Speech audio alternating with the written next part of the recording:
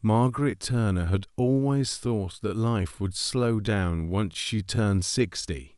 She pictured mornings with coffee on the porch, afternoons with her hands in the garden soil, and evenings reading by the lamplight while her husband, Bill, watched the evening news. She imagined that retirement would be a time of gentle routines and small joys, a reward for all the decades she had spent raising children, keeping house, and working part-time jobs to help make ends meet. For a while, she believed she was right. Their 2 children had grown and built lives of their own. Michael, with his family in Ohio, and Linda working as a nurse in Florida. The house, though quieter, held a kind of peace. Margaret filled her days with cooking, quilting, and tending to the roses in the backyard. She liked to think of herself as steady, dependable, the kind of woman who kept things together. Bill had worked at the local utility company for nearly 40 years. He was the kind of man who wore the same brand of boots for decades and still carried a pocket knife his father had given him back in the 1960s. He liked fishing trips in the summer, football in the fall, and bacon with his eggs every morning. To Margaret, he had always seemed predictable, almost comfortingly so.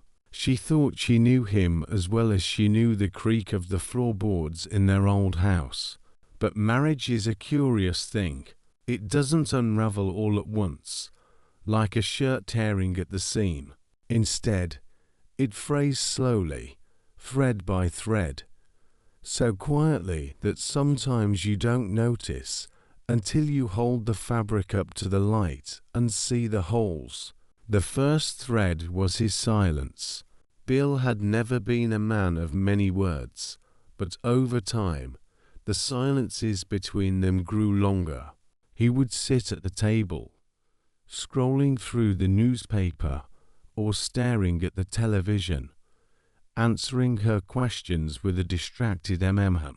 When she asked if he wanted to go out for supper, head shrug.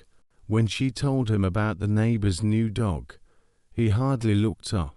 It wasn't anger, it was distance, like he had already left the room without moving. The second thread came with the phone. Bill had never cared much for gadgets, but suddenly his cell phone was always in his pocket, always buzzing. He would step outside to take calls, muttering something about work, though he had already retired. Margaret noticed, but she said nothing. That's what women of her generation were taught to do. Keep the peace, don't make a fuss. Still, in the quiet hours of the evening, sitting alone with her quilting frame, she felt the ache of being unseen. One morning, she stood at the kitchen window with her coffee, watching the sun spread over the garden. The roses were blooming, pink and red, vibrant and alive.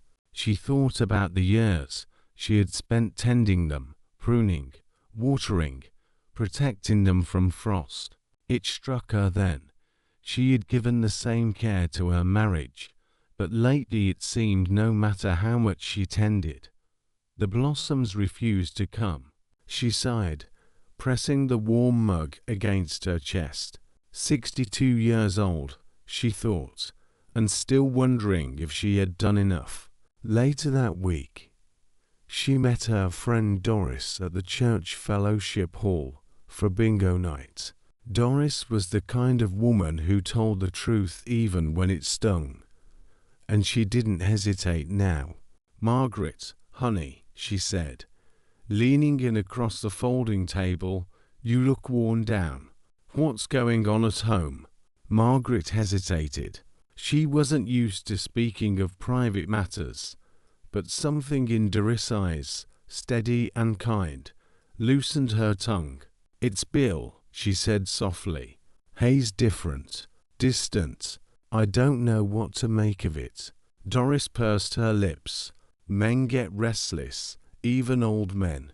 But you don't deserve to spend the rest of your life waiting for him to come back around. You hear me?" Margaret nodded, though the words lodged heavy in her chest. She had always believed that marriage was for life, for better or worse. But as she drove home that night, headlights cutting through the dark, she wondered for the first time if she could really live the rest of her years in that silence. When she opened the front door, Bill was in his chair, the television glowing before him, phone in hand. He glanced up briefly, then turned back to the screen. "Bingo night go well?" he asked. "Fine," she said. Her voice caught, and she quickly busied herself in the kitchen, hiding the storm inside her. It was then quietly, almost imperceptibly, that the first seed of change took root in her heart. The weeks rolled on in the quiet, predictable rhythm of small-town life. Morning coffee, errands at the grocery store, the occasional church luncheon. From the outside, Margaret's life looked steady, but inside, she felt the floorboards of her marriage shifting beneath her feet. It was the little things that gnawed at her first. Bill, who once left his boots by the back door every evening, now kept them polished and tucked neatly in the closet, as though expecting someone new to notice. He had always been a plain man, unconcerned with appearances, but suddenly he bought new shirts, pressed and sharp. Margaret watched him comb his thinning hair with unusual care before heading out for appointments. She didn't want to accuse him. Accusation felt childish, desperate. Instead, she tried to explain it away. Maybe he was going through a late-life crisis. Maybe he was just bored. Maybe, after decades of marriage, it was natural for two people to drift. She told herself these things, yet the unease kept growing, like a splinter under her skin. One evening, after supper, Bill's phone lit up on the counter while he was in the garage. Margaret didn't mean to look, but the name on the screen caught her eye. Deborah.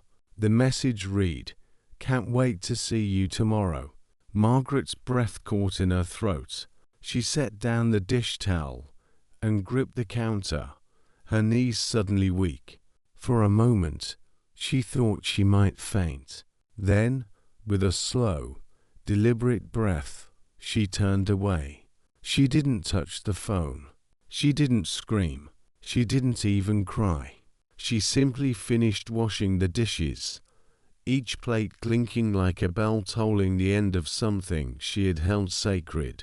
That night, she lay awake beside him, staring at the ceiling while his snores filled the room. 32 years of marriage, 2 children, countless holidays, hardships, and victories all balanced against one name on our glowing screen. She wondered how long it had been going on. She wondered if the children knew.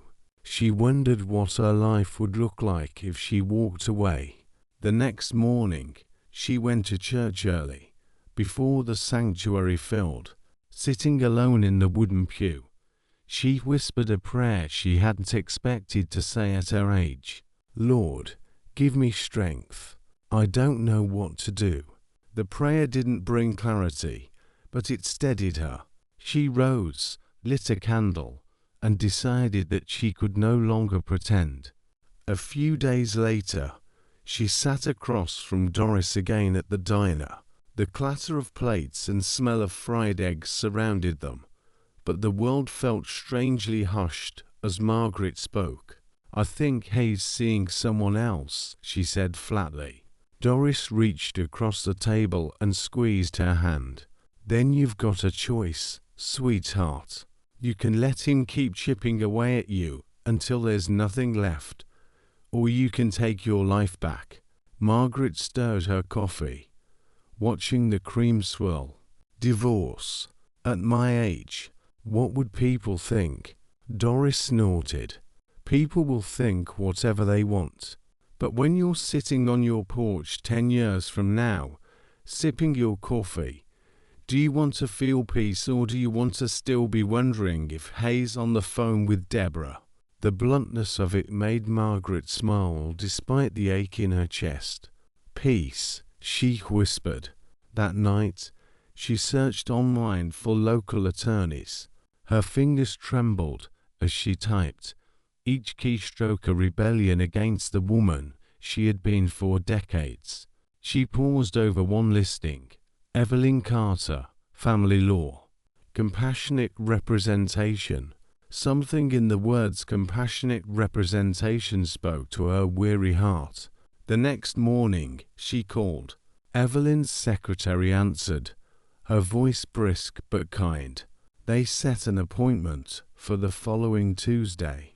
When she hung up the phone, Margaret sat at the kitchen table for a long while, staring at her hands. They were worn from years of work, calloused from gardening, lined with age. Yet they were steady. For the first time in months, she felt steady too. That evening, Bill announced that he'd be going out for a while.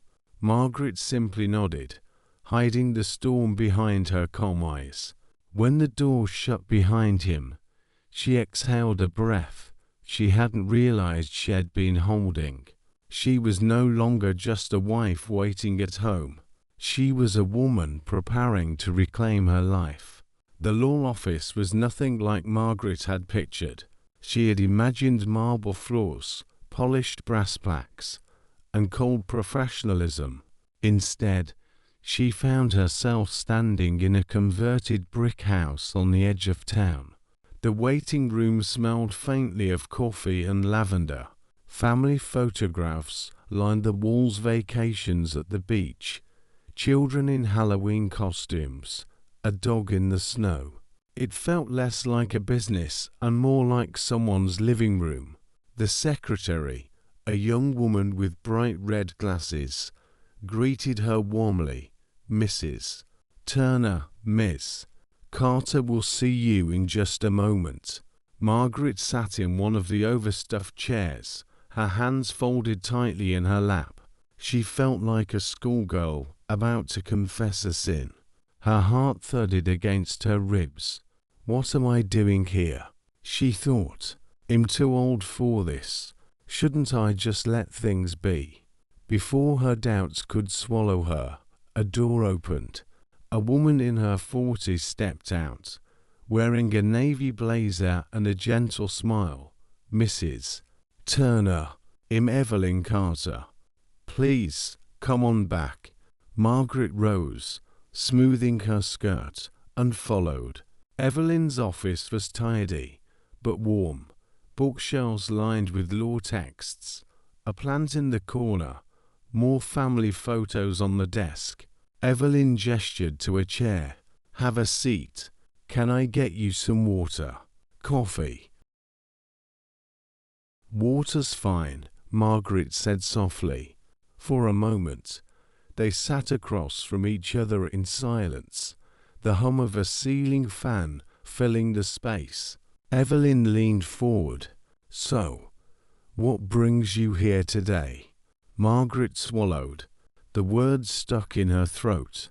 32 years of marriage, she thought. How do you fit that into a single sentence? Finally, she whispered, I think my husband's seeing someone else, and I don't know if I can live with that anymore. Evelyn nodded, her expression steady. I'm sorry you're going through this. Divorce is never easy, especially after so many years. But you're not alone. We'll take it step by step. Margaret blinked back tears.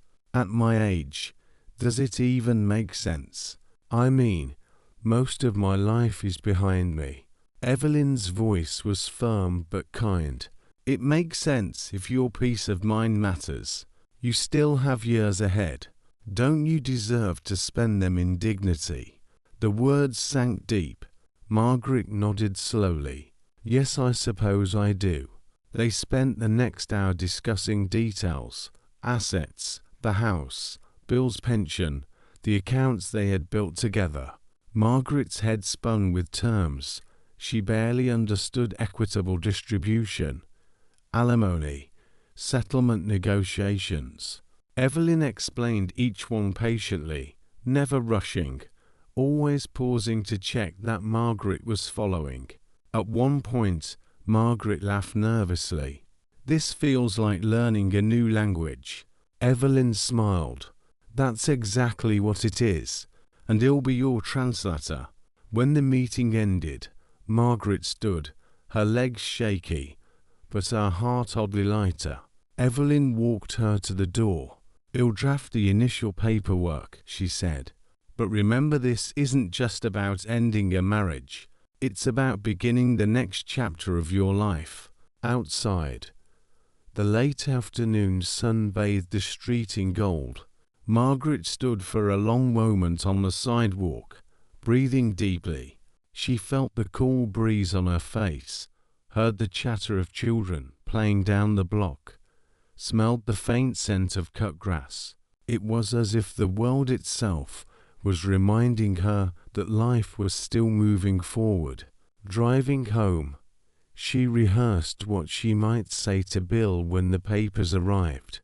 But when she walked through the front door, he was already sitting in his chair, phone in hand, a half-smile tugging at his lips. He glanced at her briefly. "Where have you been?" "Errands," she replied simply. She set down her purse, her face calm, her heart steady. For the first time in years, she wasn't the one scrambling to explain herself. That night, while he scrolled through his phone, Margaret sat at the kitchen table with her journal. She hadn't written in years, but the words came easily now. "Today, I took the first step. I'm scared, but I feel stronger already."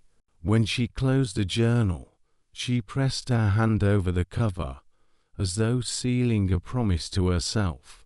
The seed of change that had taken root was beginning to grow. The paperwork arrived on a grey Thursday morning. Margaret found the thick envelope in the mailbox, her name neatly typed on the front. Her hands trembled as she carried it inside. She laid it on the kitchen table and stared at it for a long time, as though it were a live thing that might bite. Finally, she slit it open with the edge of a butter knife. Inside were pages upon pages of legal language words that felt heavy, almost foreign. Terms like respondent, equitable division of property, and alimony blurred together. She tried to follow each line, but soon her eyes stung, and she had to set it aside. Bill came in just as she pushed the papers away. His eyes fell on the envelope. "What's this?" Margaret's breath caught. She hadn't planned to tell him yet. Not like this. "It's from a lawyer." He froze. His voice, usually calm and lazy, sharpened. "A lawyer? For what?" She steadied her hands on the table. "Bill, I know. About her." The silence that followed was thick and heavy. He didn't deny it. He didn't even look ashamed. Instead, he shook his head with a bitter laugh. "After all these years, you're gonna throw it away. At our age." Margaret felt her chest tighten, but she forced herself to meet his eyes. "I'm not throwing it away. You already did." For a moment, she thought he might shout. Instead, he stormed into the garage, the door slamming behind him. Margaret sat in the quiet kitchen, the papers still spread out before her, her pulse racing. She had expected pain, but she hadn't expected this strange, small bloom of relief. The truth was out. No more pretending. The days that followed were hard. Friends whispered. Some called, offering support, while others gave polite but distant answers, as though divorce might be contagious. At church, Margaret felt eyes on her, some pitying, some judgmental. One afternoon, after Bible study, Mrs. Henson, a long-time acquaintance, approached her. "I heard about Bill," she said, her tone carefully neutral. "At your age, dear, are you sure this is wise? It's a lot to go through." Margaret forced a smile, though her throat ached. "I appreciate your concern, but I'd rather go through it than keep living in silence." At home, Bill grew colder. He came and went without explanation. Some nights he didn't return until late. Margaret no longer asked where he had been.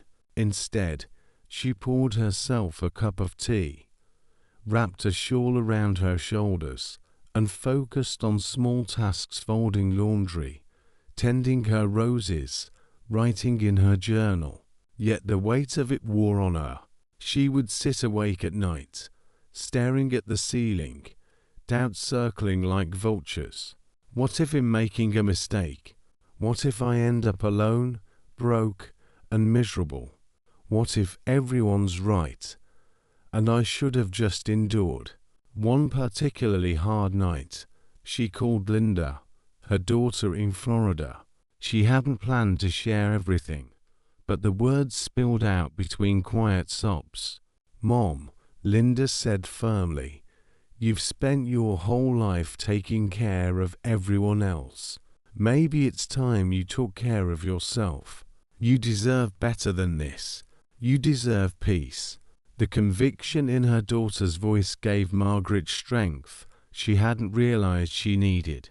The next morning, she went back to Evelyn's office. Sitting across from her lawyer, she admitted, "I'm scared. Some days, I don't know if I can go through with it." Evelyn leaned forward, her eyes steady. "Fear is normal. But remember, this process isn't just about leaving something behind. It's about protecting yourself, about reclaiming your dignity. You don't have to be fearless. You just have to keep moving forward." Margaret nodded, the words sinking deep. In the weeks that followed, she tackled the process step by step. She gathered documents, bank statements, tax returns, old insurance forms. She met with Evelyn regularly, learning the language of the law. Some days, she left the office drained, her mind spinning with numbers and details. Other days, she felt almost exhilarated, like she was finally steering her own ship after drifting too long. And yet, the hardest struggle wasn't with the paperwork or even with Bill. It was with the memories. Every time she opened a drawer, she found pieces of their shared life: vacation photos, anniversary cards, the small ceramic rooster they had bought at a flea market 30 years ago. Each item carried weight. Each one whispered, "Are you sure you want to let go?" But she would set them aside, one by one, reminding herself that objects were not the same as love, and love was not the same as loyalty. By early spring, the case was moving forward. Bill had hired his own lawyer, a sharp man from the city. Tension thickened whenever their paths crossed in the house. Once, Bill muttered under his breath, "You'll regret this, Maggie." But Margaret only straightened her shoulders. "Maybe, but I'll regret it more if I do nothing." That night, she sat at the kitchen window, sipping tea while the crickets sang. She thought about the years ahead, quiet, uncertain, but her own. The struggle was far from over, but she had survived the first battles, and she was still standing. The courtroom smelled of polished wood and nervous energy. Margaret clutched her purse tightly, her knuckles white against the leather. She had imagined this moment countless times, but now that it was here, it felt unreal. The fluorescent lights above hummed quietly, a low, persistent reminder that life had changed. Her lawyer, Evelyn, gave her a reassuring nod. "Remember, you're not alone. We've prepared for this.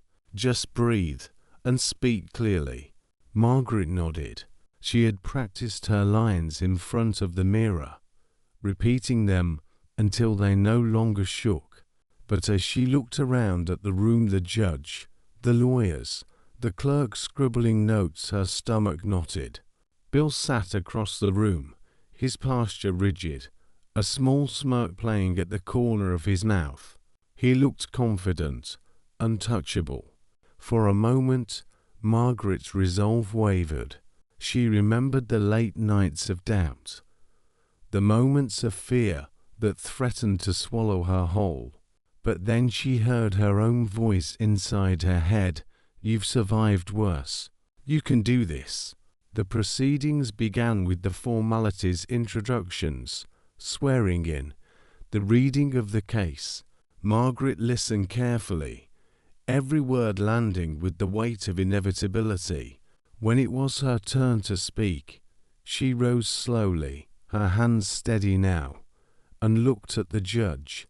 "Your Honor," she began, her voice firm despite the tremor she couldn't entirely suppress. "I'm here because I deserve a chance to live honestly, to reclaim the life I've worked for and the dignity I've earned. I am not asking for revenge or punishment. I am asking for fairness and clarity." The judge listened quietly, nodding occasionally. Margaret continued, detailing the facts, the history, the small betrayals that had piled up over the years. She spoke of loneliness, of nights spent wondering whether she had been invisible in her own home, of the strength it had taken simply to consider walking away. As she spoke, something inside her shifted. The fear began to dissipate, replaced by a strange, exhilarating sense of liberation. The words she had bottled up for decades were finally free, and with each sentence her spirit felt lighter. When she finished, the courtroom remained silent for a long moment. Bill's lawyer tried to interject, questioning minor details, but Margaret felt an unexpected calm. She was no longer the woman trembling behind a stack of letters at the kitchen table. She was a survivor, and she knew it. Outside the courtroom, Margaret felt the spring sun warm her face. She walked slowly to her car, letting the breeze brush against her cheeks. The legal battle was not yet over, but for the first time, she could see a horizon beyond it. In the weeks that followed, the house became a battlefield of logistics rather than emotions. Bill moved out, taking with him only what he could carry in his small truck. Margaret walked through each room, touching familiar surfaces without feeling the old weight of resentment pressing down.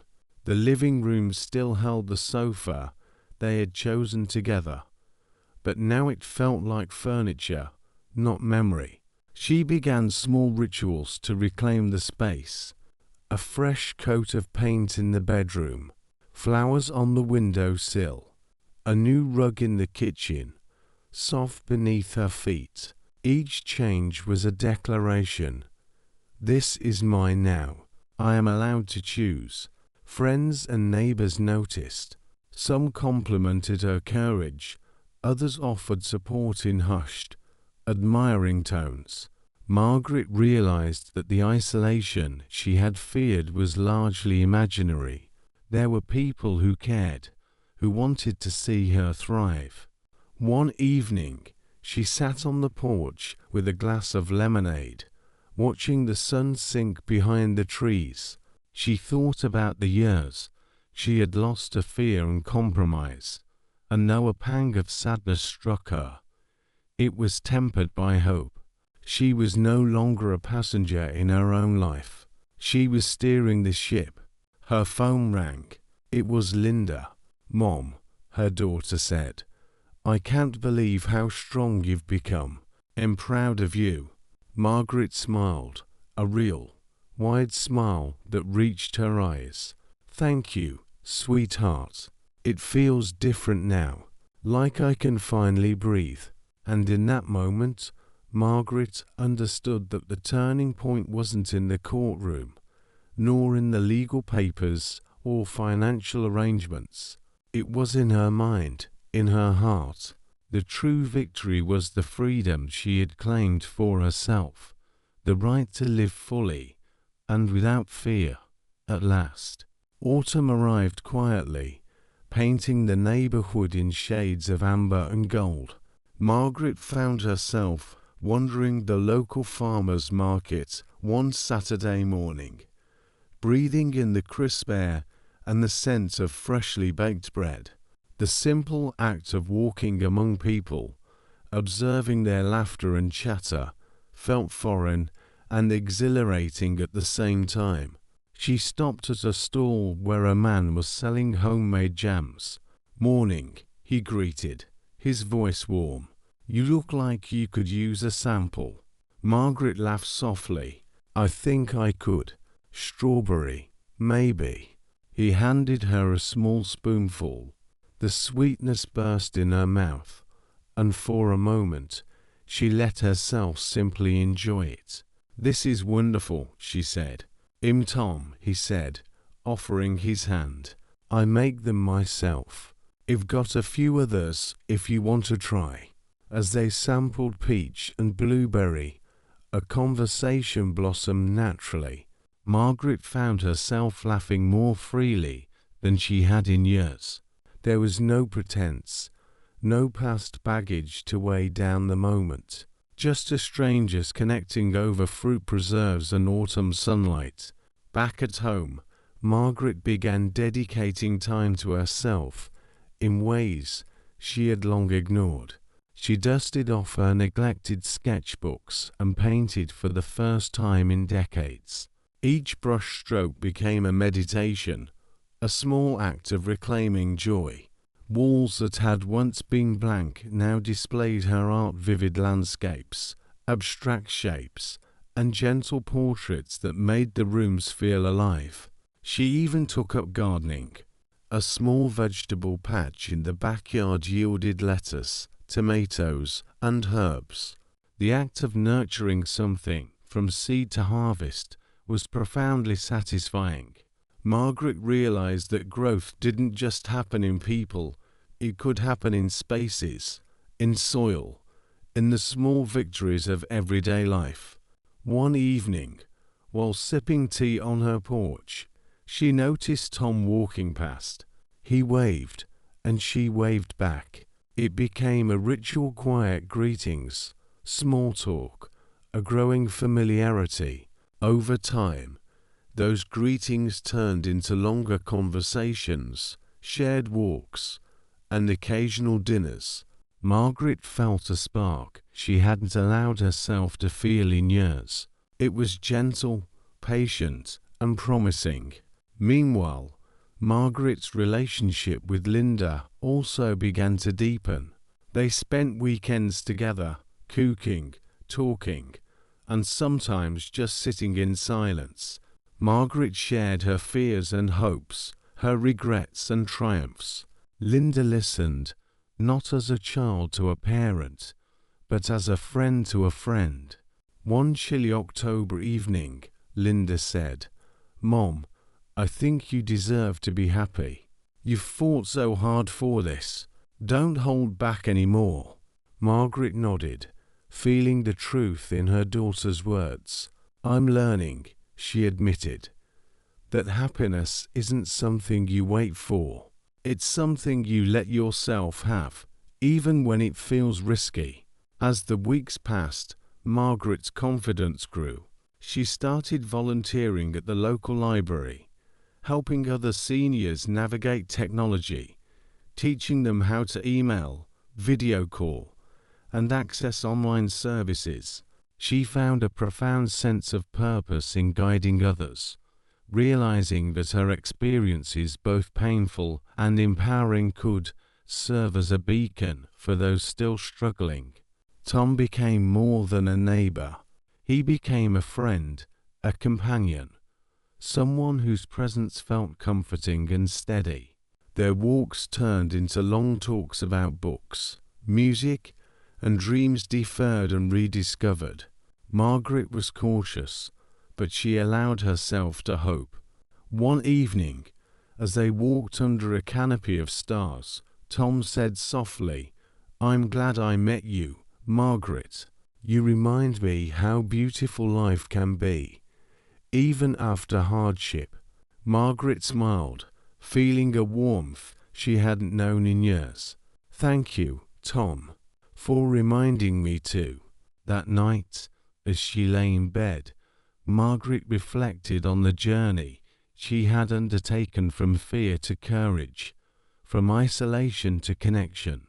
The legal battles, the emotional turmoil, the long nights of doubt, all of it had led her here. She understood now that new beginnings weren't just about change, they were about reclamation, reclaiming joy, peace, love, and herself. And as sleep embraced her, Margaret realized that life wasn't over, it had only just begun. The following weeks brought unexpected challenges. Margaret, buoyed by her new sense of freedom, felt invigorated, but also exposed. Change, she realized, came with its own trials. One Monday morning, she received a call from the senior center where she volunteered. "Margaret, we have a problem with the technology grant you helped coordinate," said Helen, the director. "Some files are missing, and we need them by Friday for the audit." Margaret felt a flash of panic. These files contained months of work emails, spreadsheets, and scanned documents she had meticulously organized. She promised to check everything immediately. Hanging up, she stared at her computer, recalling the feeling of being overwhelmed that had once kept her from taking risks. Determined, she spent the next few days going through every folder, cross-referencing emails, and contacting colleagues. She discovered that a software update had caused some documents to be misplaced. Her meticulous record-keeping allowed her to recover nearly everything, but it had been a grueling effort. The relief she felt when the files were finally submitted on time was profound. She realized that the confidence she had gained from reclaiming her life extended into every aspect, including professional responsibilities she hadn't faced in decades. Meanwhile, Tom invited her to a local autumn fair. Margaret hesitated at first. Crowds and noise still felt intimidating after months of quiet routine, but she agreed, sensing that she couldn't keep retreating from life. The fair was a riot of colors and smells: caramel apples, pumpkin spice, and cinnamon drifting through the crisp air. Margaret found herself laughing at the antics of children bobbing for apples, marveling at handmade crafts, and enjoying the simple joy of community. Tom guided her gently, noticing when she needed a pause and celebrating with her in moments of delight. "You're doing well," he said as they sipped hot cider. "You're letting yourself enjoy things again." Margaret smiled, feeling warmth spread through her chest. "I'm learning," she replied. "It's harder than I expected, but it's worth it." Her daughter Linda noticed the change too. Over dinner one evening, she commented, "Mom, you seem lighter, like you're really living again." Margaret chuckled. "It's strange, isn't it? I thought I knew what life would feel like after the divorce. But it's completely different. I'm not just surviving and building something new." Then came another test. Margaret received a letter from her late husband's estate lawyer regarding lingering financial matters. Some old investments had matured, and she was entitled to distributions that required legal signatures. Reading the letter, Margaret felt a pang of anxiety. Dealing with finances had always been her husband's domain, and she had avoided it for years. But this time was different. She approached the situation methodically, reviewing documents, consulting with Linda, and even speaking with a trusted financial advisor. Margaret realized that knowledge was power. By understanding the details, she regained control over what had once intimidated her.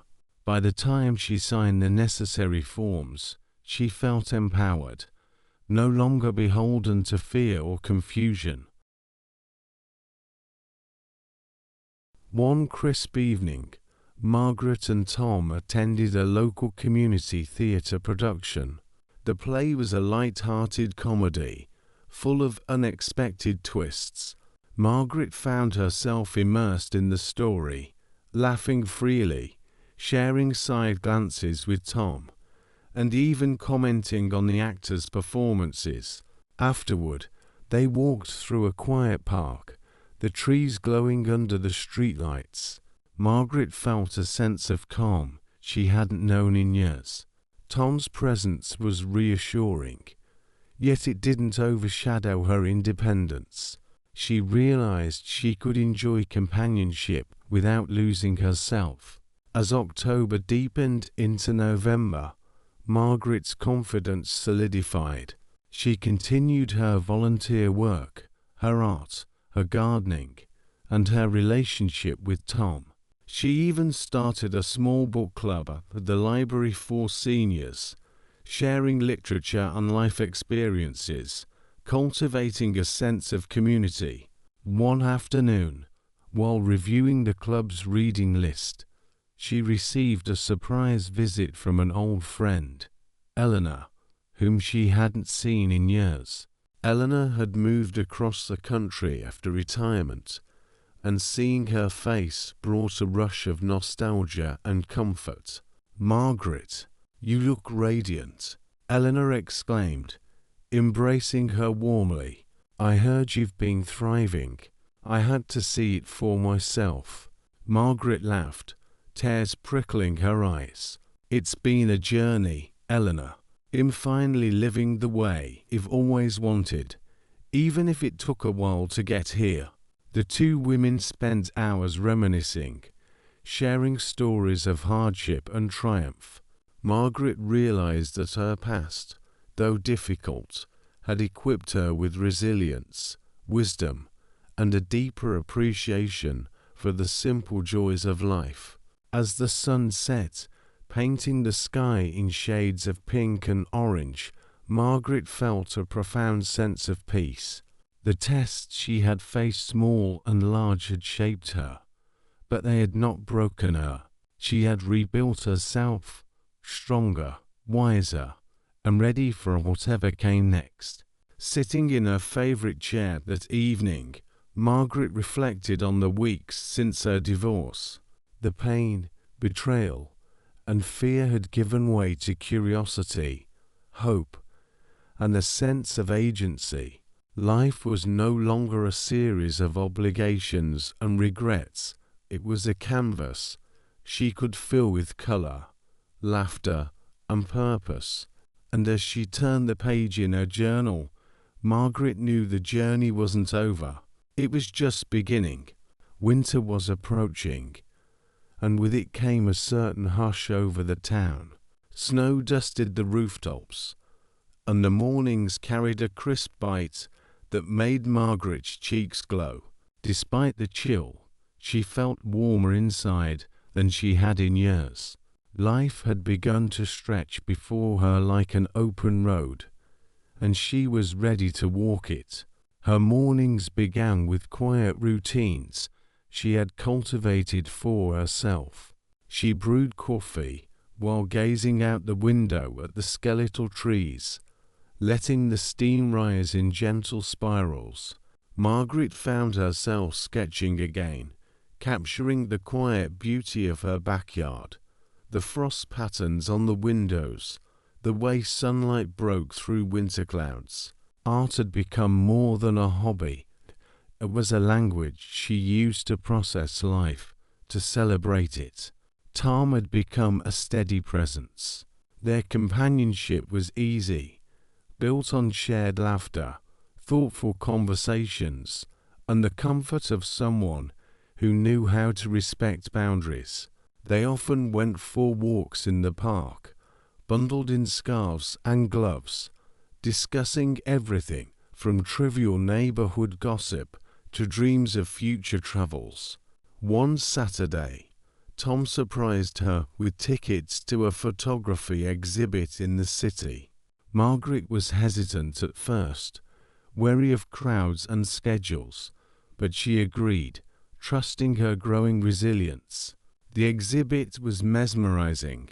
Photographs of landscapes, portraits, and abstract compositions filled the large hall, each frame telling a story.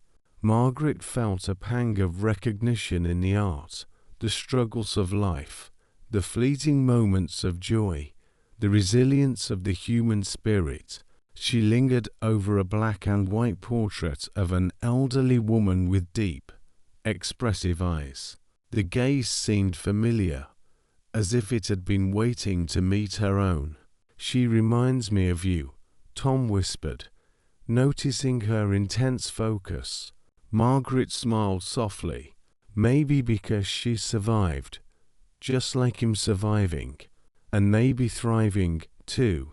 After the exhibit, they strolled through a nearby cafe district, warm light spilling onto the snow-dusted sidewalks. Margaret felt the pulse of the city around her, but she was not overwhelmed.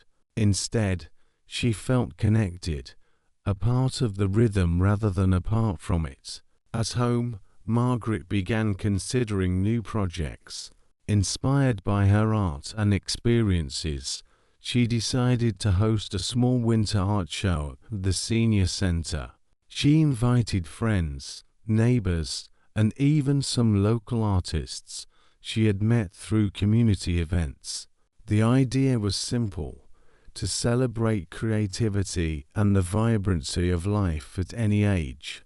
Preparation was both exciting and challenging.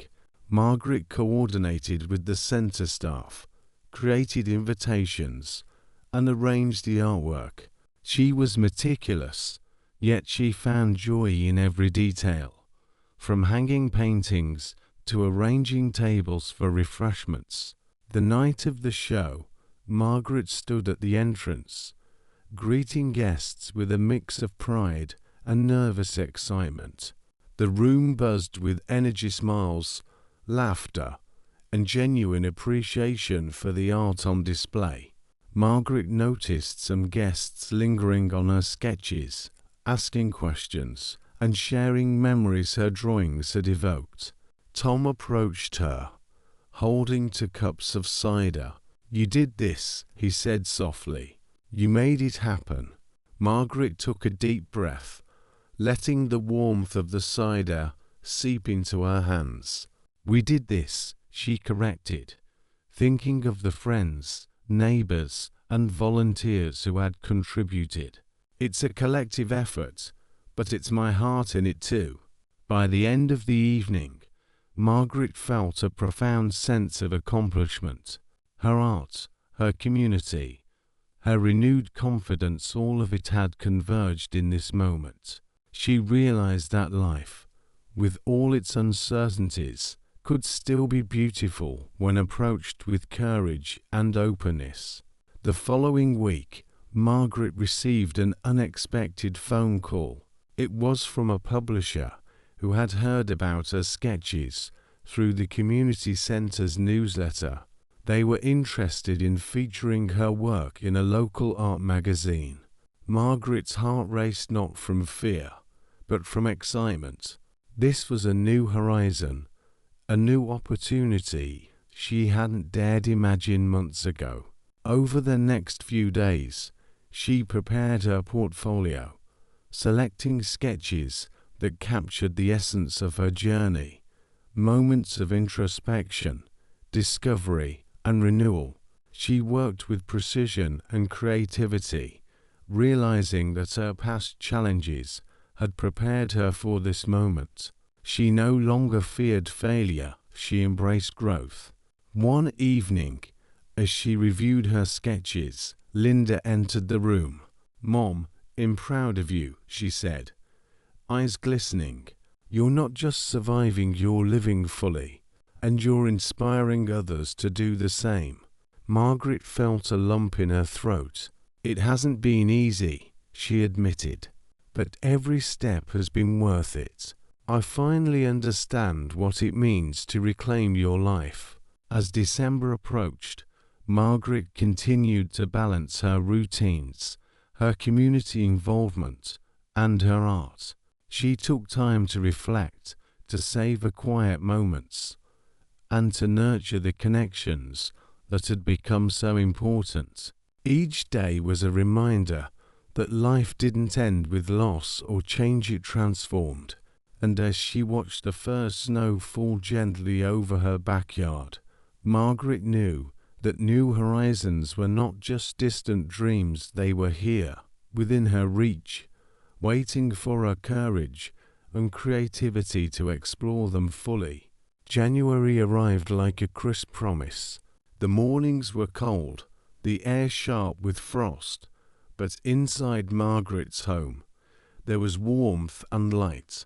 The new year had always felt like a chance for reinvention, and this one felt different, full of possibility, grounded in lessons learned and confidence earned. Margaret's art magazine feature had been published, and she held the glossy pages in her hands with a sense of quiet triumph. Her sketches were accompanied by a brief story of her journey of rediscovering passion, creativity, and connection later in life. Friends and neighbors stopped by to congratulate her, and even some strangers had reached out online to express how her work had inspired them. It was humbling, and Margaret felt a gentle pride, the kind that comes from achieving something meaningful other than fleeting. Tom had become an integral part of her days. They spent evenings sharing ideas, listening to music, and sometimes reading aloud to each other. Margaret cherished the companionship without feeling the rush of romance she hadn't sought. Instead, there was a deep, comforting presence, a reminder that human connection could flourish even after years of solitude. One weekend, they decided to take a day trip to a nearby town known for its historic architecture and small art galleries. Margaret loved observing the different styles, sketching on the spot, and immersing herself in the creative energy that radiated from every corner. Tom was always patient, offering his own quiet observations and encouraging her curiosity. During a walk along the riverside, Margaret paused to look at the water, frozen in parts and flowing freely in others. She reflected on the flow of her own life, the moments frozen by fear, grief, and uncertainty, and the parts that moved forward, carrying her toward new experiences. "I never thought I'd feel this way again," she admitted quietly, more to herself than to Tom. "Feel what?" he asked gently. "Alive, whole, ready," she said, her breath visible in the cold air. The day trip ended with a visit to a small cafe overlooking the river. Margaret sipped her tea, sketchbook open on the table, capturing the scene before her. Tom watched her, a soft smile on his face, as if he knew that she had found something more valuable than any tangible reward piece within herself. Back home, Margaret began planning a small winter retreat at the senior centre. Inspired by her success with the art show, she envisioned workshops, storytelling sessions, and opportunities for seniors to explore creativity in a supportive environment. The idea grew rapidly, fueled by her own passion and the encouragement of friends like Linda, who offered to help with logistics and promotion. As Margaret prepared for the retreat, she reflected on the transformations she had undergone in the past year. She had faced grief, uncertainty, and the challenges of aging, yet she had emerged stronger, more resilient, and more open to life than she had imagined possible. Each step, every sketch, every conversation, every moment of quiet reflection had contributed to a profound sense of self-discovery. The retreat was a success. Seniors of all backgrounds came to share their stories and creativity, filling the space with laughter, music, and color. Margaret watched as participants painted, wrote, and sketched, witnessing the spark of inspiration ignite in their eyes. It was a mirror of her own journey, a reminder that life could always offer opportunities for growth, connection, and joy. One evening, after the last workshop, Margaret stood outside the center, gazing at the snow-covered streets. She felt a deep sense of gratitude for the challenges that had shaped her, for the support of friends and family, and for the courage she had discovered within herself. Life had not been easy, but it had been rich, and she was ready for whatever came next. Tom joined her, handing her a cup of steaming cocoa. "You've done something remarkable," he said softly. "Not just the retreat, but everything. You've reclaimed your life." Margaret smiled, taking a sip of the warm drink. "I think I finally understand," she said, her voice steady and calm. "It's not about what life takes from you, it's about what you choose to create with what you have." As she looked up at the starry sky, Margaret felt a sense of peace she had not known for decades. The future was no longer a source of fear or uncertainty. It was an open canvas, waiting for her to fill it with color, texture, and light. And for the first time in a long while, she felt truly ready to embrace it. Spring arrived quietly, almost hesitantly, as if testing whether the world was ready to awaken again. Margaret noticed it in the subtle changes, the pale green buds on the trees, the soft hum of birds returning from migration, the sunlight that lingered longer in the afternoon. Life felt lighter, as if the seasons themselves were reflecting her own renewal. Margaret's days became a blend of routine and discovery. She continued her sketching, each drawing capturing both ordinary and extraordinary moments. Her art studio, once a cluttered corner of her home, had grown into a vibrant space filled with paints, papers, and sketches pinned to the walls. It was a sanctuary, a place where she could explore ideas freely without fear of judgment. The senior center workshops had expanded, attracting participants from neighboring towns. Margaret relished in mentoring others, watching them gain confidence and rediscover passions long dormant. She found herself learning just as much from them as they did from her. Their resilience, humor, and wisdom offered fresh perspectives on life, reminding her that growth never truly ends. Tom remained a steadfast presence in her life, a companion in both small joys and quiet reflections. Together, they attended local theater performances, explored new hiking trails, and experimented with cooking recipes neither had tried before. Their bond was simple yet profound, built on trust, understanding, and the shared delight in ordinary moments. One evening, while organizing her studio, Margaret came across an old sketchbook from decades past.